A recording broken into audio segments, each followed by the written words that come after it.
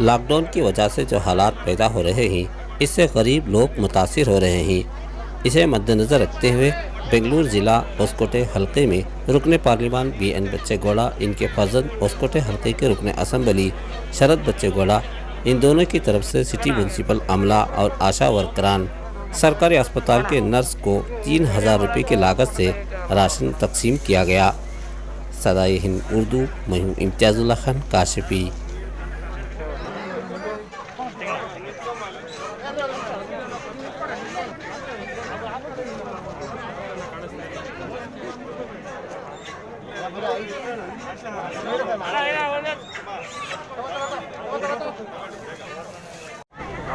ನಮ್ಮ ಶರತ್ತಿರ್ಬೋದು, ನಾನಿರ್ಬೋದು, ಅಥವಾ ಬೆಂಗಾಲಲ್ಲಿ ಕುಟುಂಬ ಎಲ್ಲರೂ ನನ್ನ ಕುಟುಂಬನೇ. ನಾವು ಒಂದು ತಾಲೂಕೆ ಕುಟುಂಬ.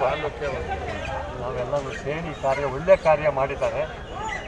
ನನ್ನೂ ಬರಬೇಕು ಇವತ್ತು ಹೊಸಕೋಟೆ, ಯಾಕೆಂದರೆ ಮುಖ್ಯ. ನನಗೆ ಬೇರೆ ಕಡೆ ಹೋಗ್ತಿದ್ದೀನಿ, ಎಲ್ಲ ಕಡೆ ಹೊಸಕೋಟೆಗೆ ಬರೆದಿದ್ರೆ ಹೇಗೆ ಇಷ್ಟೆಲ್ಲ ಮಾಡುವಾಗೆ. ನೋಡಿ, ಇದು 3000 ರೂಪಾಯಿ ಇವತ್ತು ಒಂದು ಪ್ಯಾಕೇಜ್ ಕಿಟ್ಟು 3000 ಅಂದರೆ ಸುಮಾರು 300 ಜನಕ್ಕೆ ಎಷ್ಟು ಲಕ್ಷ ಆಯ್ತು ಲೆಕ್ಕ. ಈ ಥರಕ್ಕೆ ಯಾರು ಕೊಟ್ಟಿಲ್ಲ.